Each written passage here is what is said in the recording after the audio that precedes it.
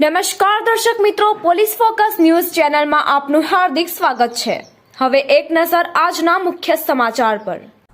આજે સમગ્ર ગુજરાતની સાથે દાહોદ જિલ્લામાં પણ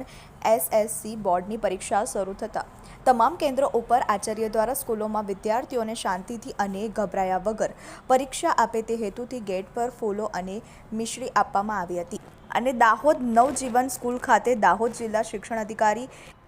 SL દામા ઉપસ્થિત રહ્યા હતા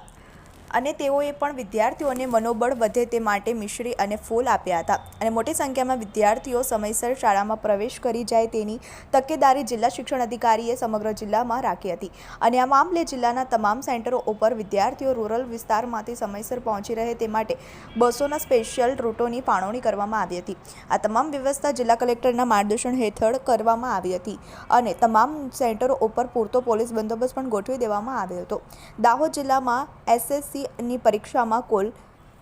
42,390 વિદ્યાર્થીઓ પરીક્ષા આપશે અને બપોરે 3 કલાકે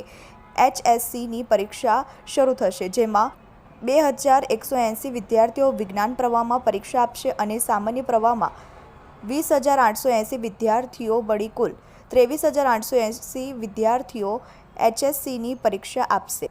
મિત્રો, આવા જ અવનવા સમાચાર જાણવા માટે અમારી ચેનલને લાઈક કરો, સબસ્ક્રાઇબ કરો અને બેલ આઇકોન પર પ્રેસ કરો, જેથી અમારી ન્યૂઝની બધી જ અપડેટ આપને મળતી રહે।